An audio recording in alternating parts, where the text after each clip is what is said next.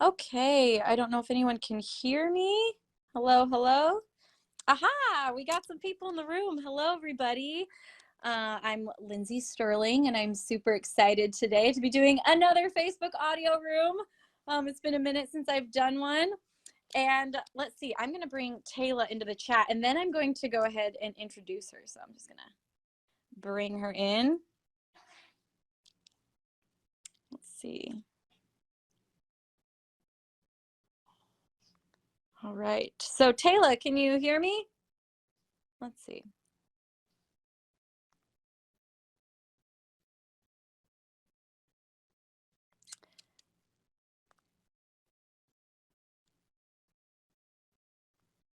I don't know why it's not making her a live speaker, but I will keep trying this until, let me just ask my support for some help here real quick. Let's see, I pressed Tayla's name and she's not coming up to speak. Am I doing something wrong here?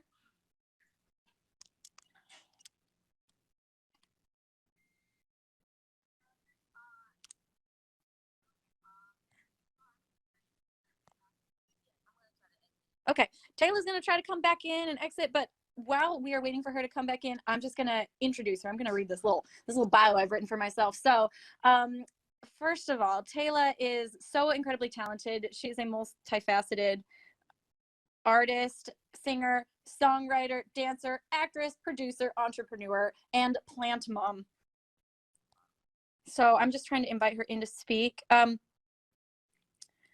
see. I'm just going to keep talking to my, let's see. So guys, Tayla just went away from my screen, but let's have her come back in. She was here a second ago. I can even show you guys. And sorry for everybody listening. I'm just doing a quick troubleshooting thing. Unfortunately, we have to do it live with you all in the room, but never fear, we will figure this out. So let's see if we can have Tayla rejoin, and then I'll try. Oh, there she is. Hello, can you hear me? Hi. Hi. Okay, we got you in. Okay.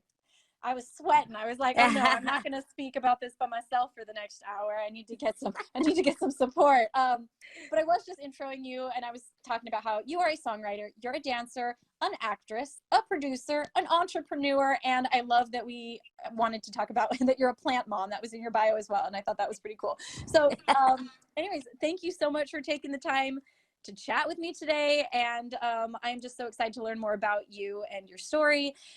So first of all, plant mom, can we talk about why plants? What do you love about plants? Oh my gosh, so many different things. Like my plant mom journey started off with succulents and things like that, different cacti, and then I started, leveling on up into my pothos and all of those other things. And honestly, I think the thing that made me just love it was, first of all, taking care of something, but also I'm very into just paying attention to our environment and planting a tree and on all those different things. So that it just went so hand in hand with the lifestyle that I want for myself long term as well. Farm to table and all of those different things. Oh my gosh, I love that. And I didn't know all of that about you. And I'm at the level right now of succulents because it's really hard to kill a succulent. And so I'm at that phase of the plant life. But also, you don't only take care of plants. You mentioned in our little chat right before this started, you have several dogs. What kind of dogs do you have? Yes, I have 3 dogs. So I have a really, like, even my mom is like, anytime I leave town, she's like, don't get anything else that is alive that needs to be taken care of when you're gone. But I have a golden doodle, and I have a Yorkie that I've had since I was 12. Oh my gosh. Yes, she's 16 years old. And then I also have an Aussie Shepherd mix. And so we have a pretty fun household over here. Oh, for sure. That's such a fun pairing. Golden doodles are like the cutest thing ever. And I have always, like, since I was a teenager, thought that Yorkies was like my spirit animal dog. I currently have a little Chihuahua of sorts. She's a little Chihuahua mutt of some kind running around here with me. But so I'm with you on the dog mom front. And by the way, I wanted to mention, you and I have we met so briefly once before. It was at BB Rexa's Grammy brunch. Yes, come fun. Yes, I remember you there, and I remember immediately when I saw you from across the room, I was like, wow, there's something really cool about that girl. And I went up to you and just complimented your hair. I believe that was the extent of our conversation. But I was like, she is oozing with cool factor, just the way you carry yourself. You have such a presence about you. And then when I realized who you were, you have such an amazing reputation in this business for being just a kind person, a hardworking person, and a overly talented person. So just wanted to say that your reputation precedes you, and I'm, so excited to talk to you today because of that. Wow, that means a lot to me because you run into a lot of people over the years, and I've been working now, I guess, for since I was 9 or 10 years old. So Wow. for that to be the vibe, really, really, I appreciate that for sure, for sure, and it's really nice to reconnect again in a whole different way. Absolutely. And wait a sec, you said you've been working since you were like 9 or 10 years old. Um, Yes. tell me what that means. I'm so intrigued. It's so funny because depending on where you were first introduced to me, that's like your way to identify me. So some people see me as Little Inez from Hairspray, and some people see me as AJ from The Walking Dead, and some people see me as the my Sims character. There's so many different things depending off of what age you met me. So my first the first go around, probably from 9 to 17, my world was filled with a lot of different acting roles. And around 12 is when I got my first Grammy nomination and all those things. But Wow. it's kind of been bouncing around from what I enjoy. In the first part of my career, I really enjoyed, the acting and being able to act and sing and do all those other things. And that really, really went hand in hand, honestly, with how I approach writing a songwriter. So it really started in a completely different way before I even knew that songwriting was a job. Wow. And so so you're such a multifaceted artist and human in general. What was it that made you want to switch disciplines, or what caused you? Because like you said, you started out more in acting, and then it started to lead you to all these different avenues. So what was it that made you think, oh, like I want to be more of a songwriter, and oh, I want to maybe get more into like producing? Like what kind of led through all these different disciplines? I think my evolution as an artist in general. So I already started off doing music, right? Music has always been in my heart since I was very, very young, since before I could even sing. And once I started to be developed as an entertainer overall, I kind of fell into the world of acting. But after a few years, I realized, wow, I think that I want to not be on screen as much anymore or at all for a second. And I reached that point around like 17, and I was like, I just want to be able to explore, if I want to have my hair pink, or if I want to do all of those other things that it's really hard to do when you're playing a character, right? Right. It's really hard to be your own self, not having to worry about, man, I have to be on screen and this character wouldn't have pink hair. And so 17, I really took a moment to say, I want to be behind the scenes and work on my craft as a songwriter. And so that introduced me to the world of voiceover. And I really, really, really enjoyed voiceover because I was able to just have fun, first of all, but also it left me room to be able to juggle these, two loves of mine, both acting and singing. So that really, really gave me the space to be able to evolve into that next journey for me as a musician, as a songwriter. Yeah. Oh, for sure. And I love that you've done voiceover acting. That's something that's definitely on my bucket list. I just think it would be so fun. It sounds like it would be a blast to be like a character and to be like personified in that way. So, is that something you've done a lot of? Yes, I've been, working with EA Games, for instance, since, I mean, again, 17 till now, to this day, I still work with them. Wow.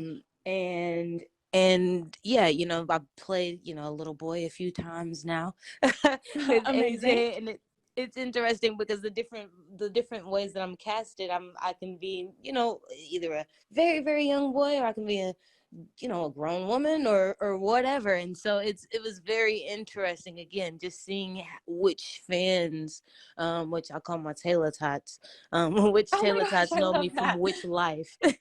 Because it feels like that it's these are all different lives, you know, that I've kind of lived, and they, you know, have tuned in when it was right for them. So it's funny to see what they identify me as, you know. Right. And like it's kind of like you said at the beginning, based on what part of their, your journey they found you on, that's how they perceive you. And so it's got to be so interesting to have fans that know you for such different like expertises, and that's how they see you, and all the other is like secondary, but it's probably different for like every fan. Completely. So it's always been super interesting to see that, and I feel like it's leaving little Easter eggs throughout, you know, throughout my life, and it really is just a genuine thing of saying, okay, when I'm interested in something, if I'm willing to become if I'm willing to become great at it, if I'm willing to be focused on it, okay, let's go for that adventure and see what happens. Absolutely. And do you just kind of like a challenge? Is that also part of it for you? Like, oh, I want to switch things up and I want to challenge. Is that part of what kind of drives you to try something new? Or is it that you just start to feel static in something and you got to switch it up? I think it's a little bit of both. The challenge, yes, because I love to learn. I think I've always been a really, really curious person. So even within just music alone, the different genres that I love to hop in, because you're usually, when you're switching genres, you're also completely changing worlds with the co-writers and co-producers and things like that. So it is a mixture of just my curiosity leading the way. And once I'm curious about something, I'm like, okay, we're going down Yes. the rabbit hole. Let's do it. I love the word curiosity. I think that's one of my favorite words actually that you brought up, because I think when you are continuously curious, that's what keeps you moving forward. And the moment you stop wondering and the moment you stop caring, that's when you stop learning, and that's when you stop having the desire to to progress in a lot of ways. Like I think curiosity is such an important attribute for us all to nurture, because that's, I think, progression personally.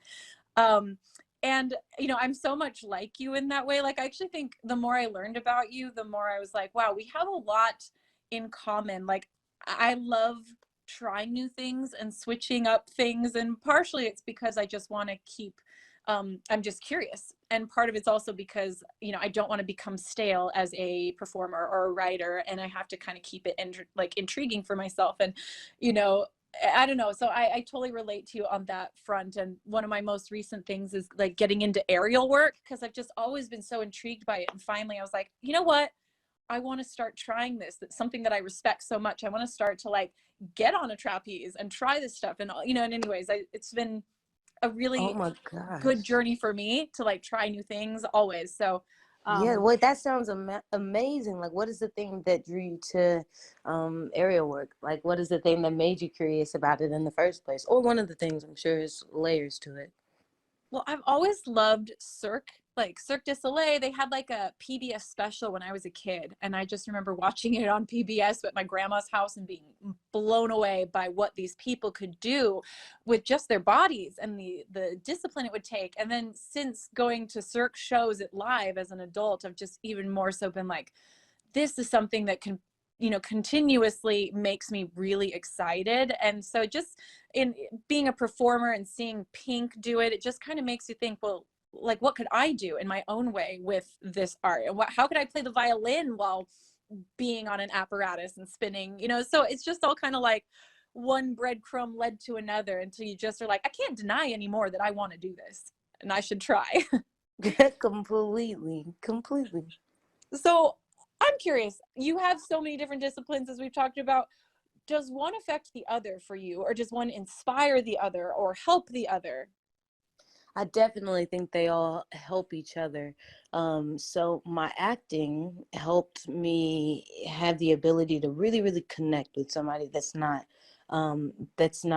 myself. So when you're learning a character, for instance, you have Mm-hmm. to approach life the way they would approach life. You have to say "I love you" the way that they would say it. And believe me, there's millions of ways to say "I love you."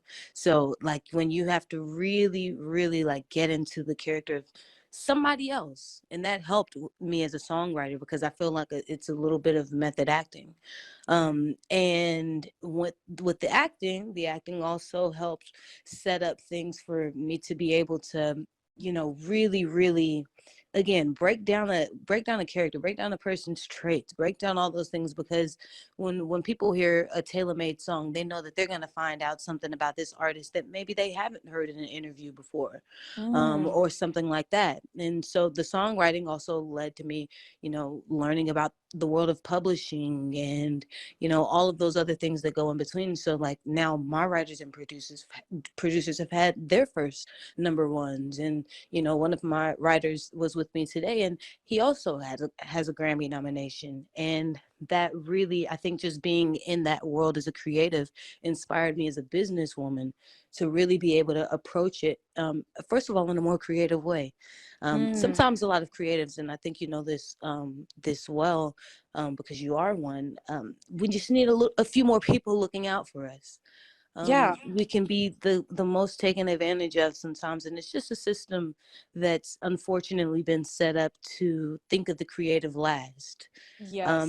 And so being a creative inspired me to be my own kind of businesswoman, so that I knew that, years and years and years from now, somebody's going to say, I know that I have a publisher or a manager or things that are looking out for me, because we have just more people that are a reflection of us in those positions.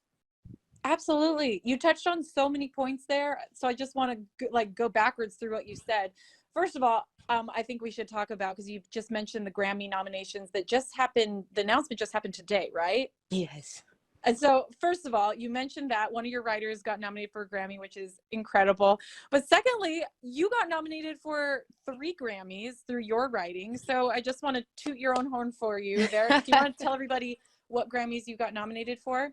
Yes, best pop vocal for Ariana positions, best country duo, which was Dan and Shay, Glad You Exist, Love them. and then also Justice for album of the year. So that is, I'm super super excited about that, and I had such a different experience that I feel like when I look back at those records, I think of where I was in life, or what studio we were in, and where that person Yeah. was. So I appreciate that. And to see my peers, also acknowledge it and respect it felt really good. Yeah, because as I was just kind of getting ready for this interview, last minute, right before we started, I went through some social media things. And like, wow, everybody's talking about you today. Like everybody's tagging you and stuff. Like so many people love you and are like shouting your praise and how happy they are for you in this accomplishment. It's like all these people feel like by you winning in this way, they're winning too. And that just says so much about you as a person and what a good person you are, that, so many people feel victorious with you. So congrats on that. And, just a few small wins right there, the little awards like album of the year, and, it's the little categories are maybe the biggest categories in the world. So that's so exciting. Thank And then you. also you touched on being a businesswoman, and I don't think people realize how incredibly rare it is. Usually people are an artist mind or a business mind, like very few people have both of those sides of the brain.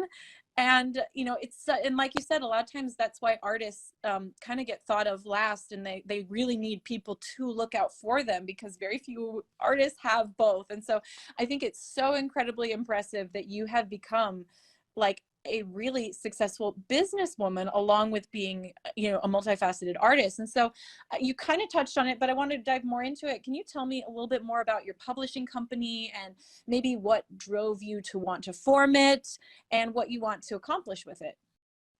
Yeah, completely. The major reason, usually any business or anything like that, is it came out of necessity.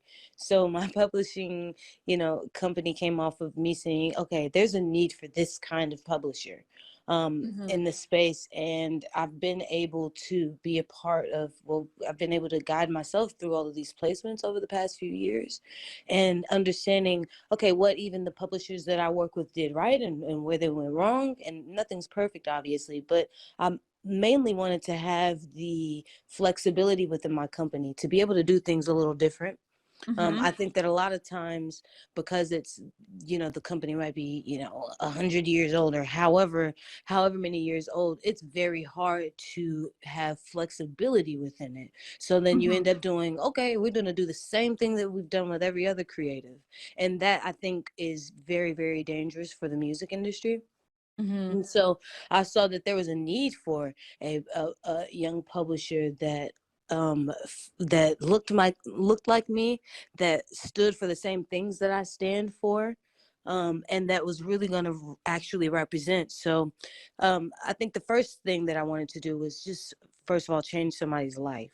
Mm-hmm. When you're a writer, kind of the biggest thing that you can do is, the Grammy nominations and the #1 records, and those are things that I've already been a part of a few times now. And so after a while, it's like, wow, okay, what is that next thing? What is that next feeling? And now when I do those things for other people, and when my writer or my producer comes to me and they say, you took me from sleeping on a couch in Mm. Stockholm to now I'm buying my first place. And not only that, but they're smart with their money. Yeah, Because they're around people who actually care enough to tell them. Like, when I look back at my publishing company or my management company, things like that, 20, 30, 40, 50 years from now, I will be able to say that, wow, we not only have creatives, but we have smart creatives that are understanding that the decisions that they make will affect the ones that come after them, that's you really, know. really cool. I love that. And it's like, I love that you mentioned that you've kind of had these big, huge check marks in your career.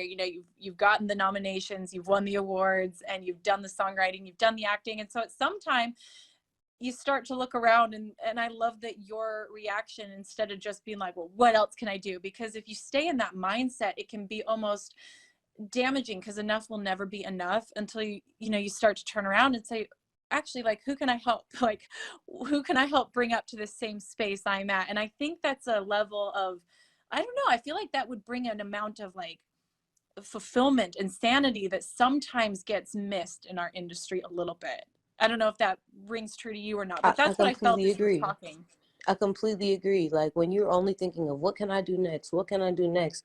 I don't think that this life is about all of the things that you do and that you accomplish. I think it's, Yeah. about all of the people that you touch, all of the people that you inspire, all of the people that you do those things, and yes, um your purpose, you're going to fulfill that. You're going to do all those other things, but outside of you, what are you doing to add to this world? What are you leaving behind? And that's something that is extremely, extremely important to me. It's the most important thing to me. Yeah. And is there like a mentor that, or someone in your life that helped you kind of realize this mindset that you have? I think everybody I've ever met has been a bit of a mentor. Mm. I'm such a sponge that I'm always looking. First of all, again, the curiosity to grow. I'm very Virgo. If you know what I'm that a means, like, I'm very. Virgo too. Uh, what, girl? When is your birthday? September 21st. Yes, September 16th over here. Okay, okay. Fellow Virgo, I love it. Yes, so you know that we're very analytical. We're very, looking Mm. for that next way of just being aware. Yeah. And that's another thing that kind of just goes into it all, honestly. But I've met so many incredible people, from Debbie Allen to Harvey Mason to Will Smith, all these people over the years. Even watching Mm-hmm. a documentary, I love watching documentaries about people's story, because it really introduces you to, like, wow, there's a million and one ways to get to where you're trying to go. You just have to be, first of all, a good person getting there. That's what's important to me, anyway. Yeah. And there is no right or wrong way, and those things really, really inspire me. And I've been blessed to have, just inspiring people around me. And of course, you have the fuel sometimes when somebody doesn't believe in you. And Mm-hmm. so it's Absolutely. it's important to have, I think, a little bit of both. Yes. And it's so true that, like, in this business, or I guess in anything in life, we have so many people that cross our paths, and people that affect our lives. And there's something to be learned from every single person. It's either, ooh, what do I want to take from them to like let myself be inspired by them? Or it's, oh gosh, I am not going to live that way. I am not going to do that. And so, Exactly. you know, that's a beautiful thing. And yeah, it's so, and that's probably one of my favorite things about doing these interviews with people is just seeing that everybody's gone through it in some way. They've struggled, they've been victorious, they've learned, and they all have such different lessons. But it's just inspiring to hear stories of how people did it. And I'm curious, what's your favorite documentary that you've seen? Oh my gosh, how If am you I were going to supposed recommend to? one to me and our listeners Ooh, today. if I was to recommend one, it would be The Black Godfather. Okay, I'm writing it Because down. yes, The Black Godfather, because it's about this guy who, like, you'll see, like, he has some of the world's most influential people in this thing, and a lot of us don't know his name, because he was Wow. a guy that was doing all this connecting behind the scenes. And Mm. that was a very, very interesting thing. I saw, my own very first publisher was in this, and Wow. superstars and just iconic people. And so that was really inspiring because it's like, okay, he didn't need to have everybody knowing his name and all those other things, but what he's done has influenced decades later, what we're listening to and what the music industry is right now. Yes. I love those kind of stories because so often I feel like we all get stuck in this trap, and I know I can get stuck in that trap of like wanting to be seen, wanting possibly the credit, or whatever it Mm-hmm. is. And then like I just read a book called The Ego is Enemy, and in the book Mm. the guy talked about all these amazing people in history that have done incredible things and made the world the way it is, and we don't know any of their names, like Oh my oftentimes gosh. someone else got the credit, or kind of like this guy you're talking about, the Godfather. It's like he was there to connect people and make real difference, and it didn't all depend on his name being the most important. It was the result that he cared more about. So anyways, I'm gonna watch that for sure. And I'm going to write down that book. I'm going to write down that book. I love books like that. Oh, me too. I feel like that's the best therapy I can ever have. Like, I mean, I go to therapy as well, but just reading like wellness books or books on like being your best self, and like I Yes. don't know why, but having that like in the background on audio book as I like do my makeup in the morning, Yes.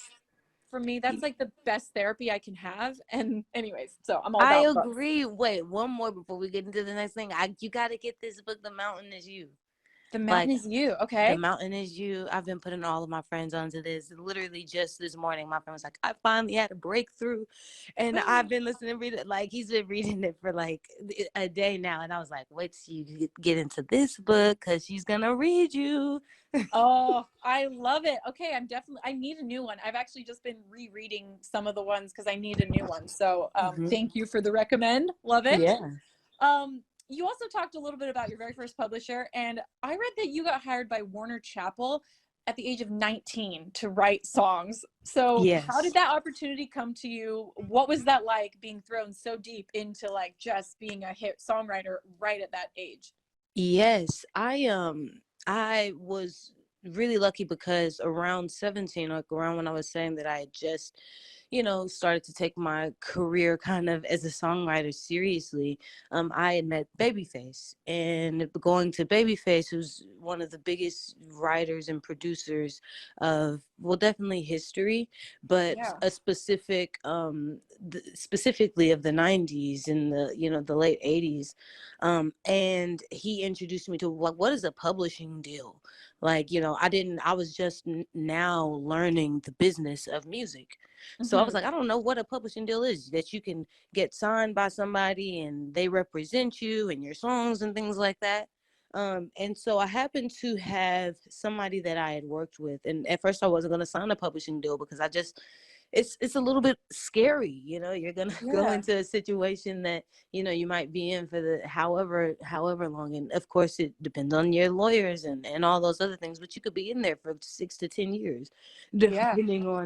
depending on how fast you move through it and what your deal looks like. So I ended up being like, you know what, waking up one day and deciding I'm going to hold all of my meetings in one week, and if it feels right to do a deal at all, then I'm going to decide in that week. And that's going to be the thing. I'm not going to sit on it more. I'm going to say who's giving me the best vibe, who's giving me the best energy, and who sees the vision Yeah. of my purpose beyond that. And that person was Big John, or John Platt.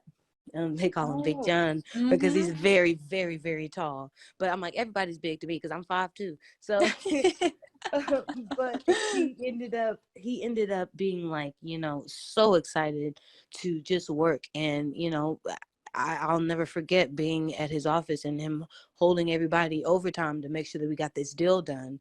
Like literally being like, we can't leave. Like, if I need to go to your parents' house in Corona, which is 2.5 hours outside of LA, then Mm-hmm. we got to do that.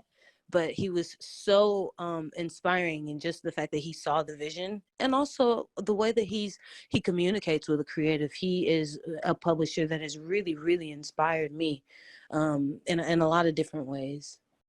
That's so cool. And I just am like thinking about it. You talked about you being 17 and doing all this stuff. And I'm like, wow, when I was 17, I was like mostly worried about like if I was going to get asked to prom or not, you know?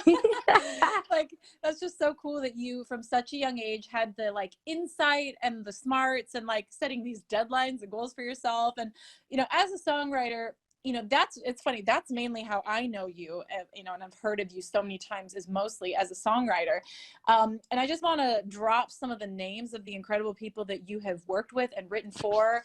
We've got Ariana Grande, Khalid, Jennifer Lopez, BTS, Jason Derulo, Pentatonics, Mariah Carey, Panic at the Disco, Camila Cabello, Fifth Harmony, Chris Brown. Like the list just goes on and on. I'll stop there, but it's massively impressive, and it's so hard to get into those rooms and with those people. And I'm curious, for these, was it more so writing the songs and then pitching it to these artists, or did you go in the room with a lot of them? Like what's the way you normally write? Or I'm sure it's probably all the ways, but yeah. Yeah, it's all the ways. But for the Ariana records, we really went in together and just wrote out that person's life. I think the reason why, even just with the brand of something being tailor made, means it was made just for you. I love This that. has to be just your emotions. Like, I'm not saying, okay, I'm trying to make a song that's going to work for 10 different people.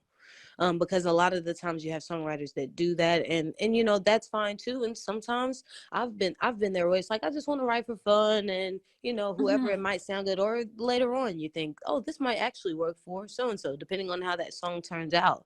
But um but I definitely really enjoy writing with somebody, and being very just having intention Yeah. with what we're going to do today. What does this artist, where are they in their specific album?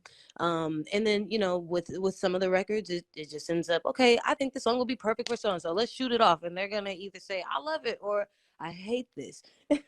Yes. and then you go from there, and if they hate it, somebody else will love it.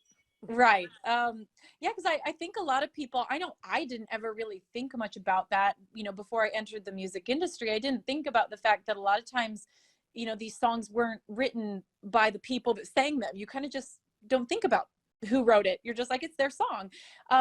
But it really is such an art and a magic to be a songwriter and to pull out of people their thoughts, their feelings, their truest emotions, that sometimes as artists, I know sometimes I don't even know how to fully say. And that's why I'm glad I write with a violin most of the time, because I can't put things into words very well. And so I'm like, I'm just going to sing it with my instrument. But I'm curious, what do you feel is your greatest gift as a songwriter? Because there are so many specific attributes and talents that it take to be a good songwriter, so many different skills. But what do you think is your greatest gift as a songwriter? I think my greatest skill would be able to be the ability to be empathetic. So, Mm, the ability to have empathy for somebody else. I think that's when you can truly put yourself in somebody else's shoes, as they like to say. You know what I mean? And when you're really embodying somebody, you can really pull out like the feelings that they didn't even know they needed to say. It's a yes. bit like therapy. and the way that we have a session. So it's like, you know, we start off a session. It's, how's your day? What are you going through right now? Who do you love right now? Who do you hate right now? What are those? I'm really breaking down what your mental space is. And then after Yes. that, while you're doing that, I'm picking up, well, how do you say it? What are the key words that you use? Because it might be different. The lingo you use and all those other things would be different than what I might say. Yes. And so that, I think, is my greatest skill as a songwriter, is to really, really be able to embody somebody else and you know, their experiences. Yeah, and I loved something you said at the very beginning when I asked you something like, do the different disciplines overlap for you? And you gave an example that was like, wow, I never thought about it that way. But you said that the way that sometimes you would approach acting is similar to the way you approach writing for somebody else. Like, you have to be able to understand them the same way a method actor would have to understand the person they're playing. And you have to be able to get into that headspace and really draw out of them the same way you would as an actor. And I thought that was a really cool way of expressing it. And I've never heard it expressed that way. Because, yeah, I've definitely realized that the songwriters that I've worked with that I think are the best are the ones that are able to almost draw the lyrics right out of me. And, you know, and it's crazy. We'll be having a conversation and they're like, oh, there's our song right there. And I'll be like, what? And they're like, no, that's it. That you just said it. That's the song, you know, Shatter Me, you know, oh, Yes, like I wouldn't have completely. thought about it as being a lyric, but it's like the greatest songwriters, they don't write it for you. They literally have a way of pulling it out of you that suddenly you're like, wow, I didn't know I was, you know, like the first times I was writing lyrics, I didn't know I was a lyricist until they helped me figure out how to speak the language that I didn't even know. So anyways, And that's beautiful, though. That's beautiful that you had somebody that, first of all, good on you, because clearly you were doing also your part in being comfortable enough to even open up to somebody. That's so hard to do, especially when you're talking about yourself, you know? So everybody can be a lyricist. You know, sometimes people just don't realize when the lyric is coming out, you know? exactly. It just takes Totally. another ear.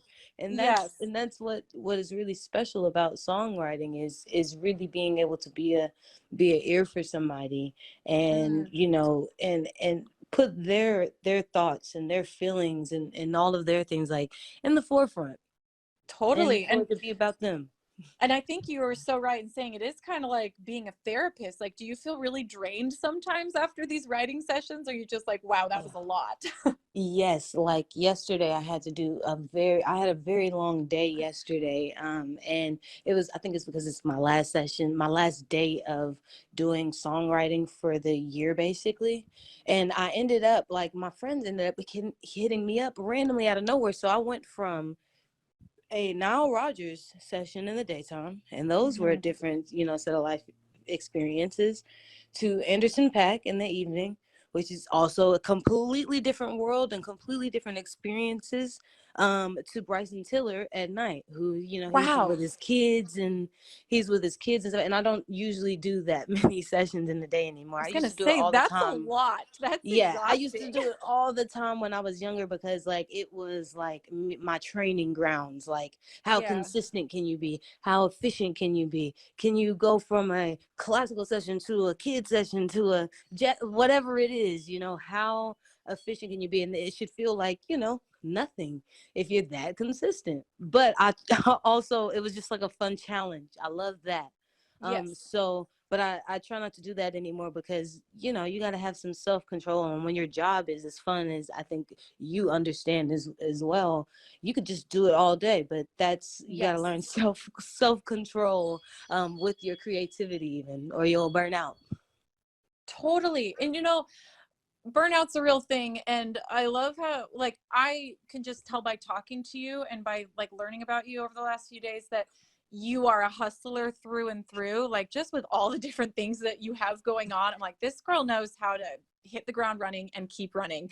But at the same time, I like how you mentioned that it's a different, like, your hustle in the beginning was basically like, how many rooms can I get into, how many sessions can I get in a day, you know? And like, Hmm. but how has your hustle changed? I guess in a way, like, has it become like working smarter versus working harder, or just how have you changed your hustle since beginning to now? Yeah, I think it's by been understanding the season that you're Mm, in. Everybody has a you need to do your hustle needs to match that season. And I am in the season of personal growth.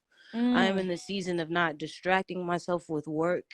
I'm in the season of really being able to learn to sit still with myself, because that is true control again, like over your own emotion and your mindset, so that you can just tap more in with yourself. So that's what season I'm in. And the way that I work now is by being like, okay, if it's not something that's going to excite me, and I'm naturally, which I'm very, very lucky, I usually do 99.9% of the things that I'm working on, I'm extremely excited about. I would even say yeah. 100%, sometimes. But it's the season that I'm in right now is my personal growth. Outside of that, Mm, so I have to leave room for life. I yes. used to identify, myself as what I do versus who I am, because I've worked since I was 9 years old. And Mm-hmm. so what happens is it becomes your identity, and that's not what my identity is. It's just a Yeah. part. It's a part of my identity. So the way that I go about working this well end of this year, and how I've plotted out my next year, has really been leaving room for that, because that's what my space is right now. I think that's so cool. I love that you said everything happens in a season. And there is like, I look back at when I first started working and first started really hustling for this whole dream and like chasing after it, and there were years there when, I did basically what you were talking about, where you have to take every opportunity. You can't afford to not take every opportunity. But then it becomes detrimental once you get past that point and you still are in that mindset. And it's like, wait, what is the reason I'm doing this? Is it because, like you said, I find all my identity in work? Or is it because I am afraid it's going to go away? Like, there is a time and a place and a season for everything. And it's so important, like you were saying, to kind of just constantly evaluate, like, am I doing what is best for me in this moment and this time and this season? And Yes. anyways, I think that's really, really powerful and something that just like anybody can relate to. Like, where's your identity coming from? And are you doing the things in this time that's right for you? Yes, because I equally do think, like, I do these camps called burnout, right? And it's Mm, I'll explain to you a little bit, but basically it's important to go through that season where you're like, you're going in. I don't think everything should be like, well, you just let it happen, because I'm also, again, a hustler, like, in that type of way, like, let's be the greatest, let's learn, let's like the balloon. But I also think that once you'll start, again, like what you were saying, working against yourself, if you don't learn how to evolve the way that you work, yes. over time, for what you need in that specific season. So even, having that realization a few years ago, I started these camps called Burnout, where it was like, I wonder what happens if you inspire the creative before they go into a creative experience. They do these things Mm, called Songwriting Camps. And most songwriters do not like songwriting camps. And it's very interesting, because in the beginning of your career, you get so excited about it because you're probably traveling somewhere new, working with new people, all of this other stuff, and you're writing for cool artists. But unfortunately, it's a bit like an assembly line. yeah. So you end up getting there, and then it's like, okay, we have to work all day, and you have to, it's not inspiring, it's not creative at all. And so the way that I wanted to hold this camp, and we ended up doing, was saying, in the first half of the day we play, the second half we create. So in order to prevent burnout, I think that you also have to be filling the fire with more creativity. You have to fuel this creative. So in the beginning, the days were like Tai Chi and Ah, sound baths and color therapy and all of these other things. And I wanted to see what happens when you introduce a creative to something that I can guarantee you they don't normally do before a session.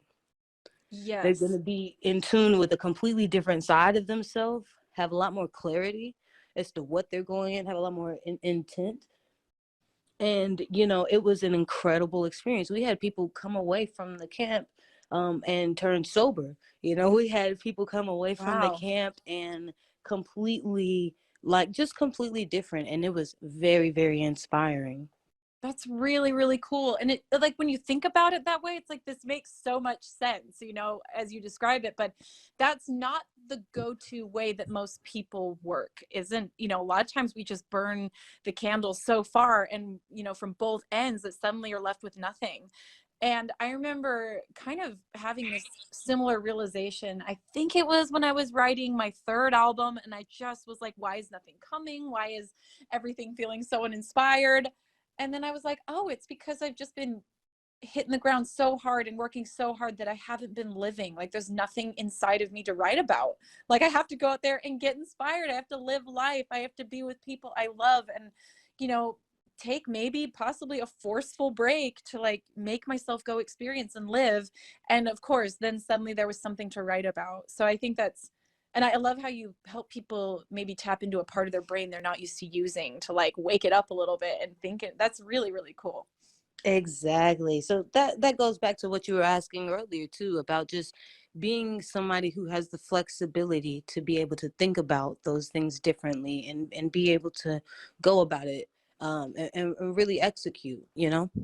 Yeah, absolutely. And you know, you've written, like we talked about earlier, for so many amazing artists and people. Is it different when you're writing for yourself? And was your first album was in 2019, right? Yep, yep.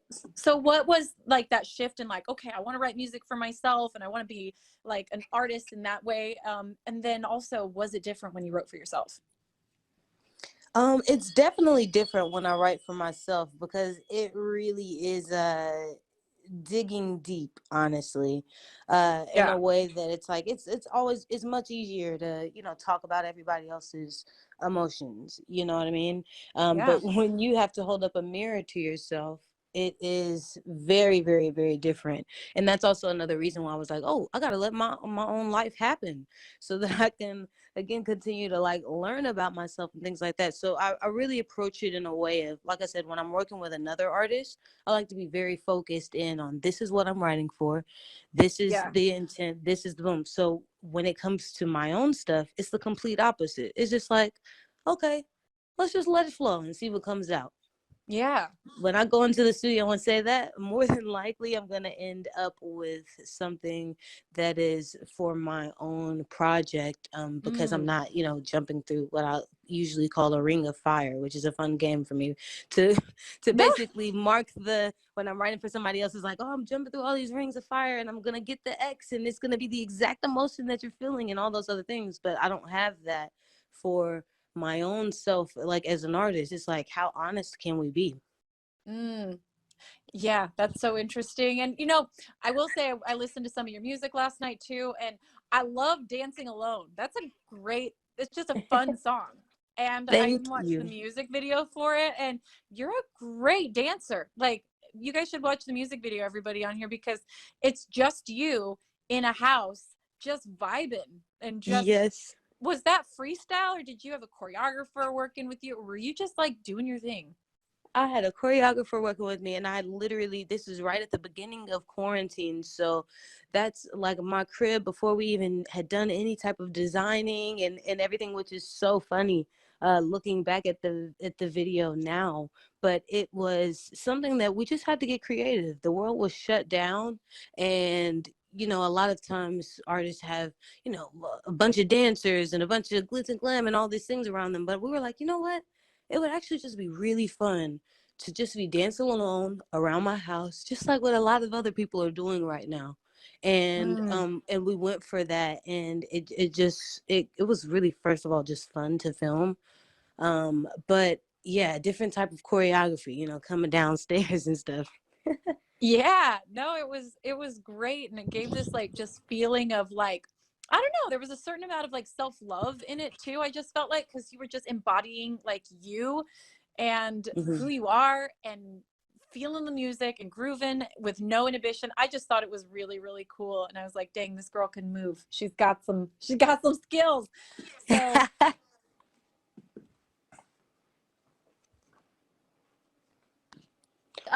I guess one of my last questions for you is just, this industry can be pretty intense. It can sometimes drive people crazy. it can make people either jaded or sometimes cutthroat. But, you know, like I've said earlier, I've only heard such wonderful things about you. And now talking to you and just seeing the kind of person you are, what has helped you to stay so mentally put together, and how have you stayed so grounded?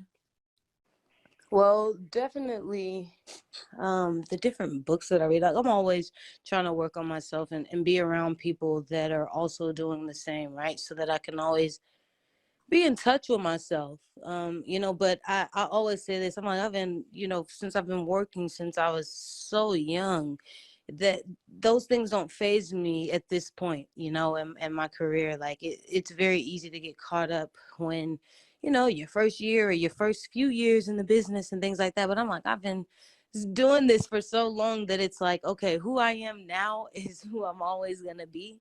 Mm-hmm. Because we've seen the success and things like that. But I think my family and my friends uh have just been a huge part of keeping me grounded, and just grounded enough to still believe that I can do anything that's out of this world. Yeah. And that's a really good balance for me to have specifically.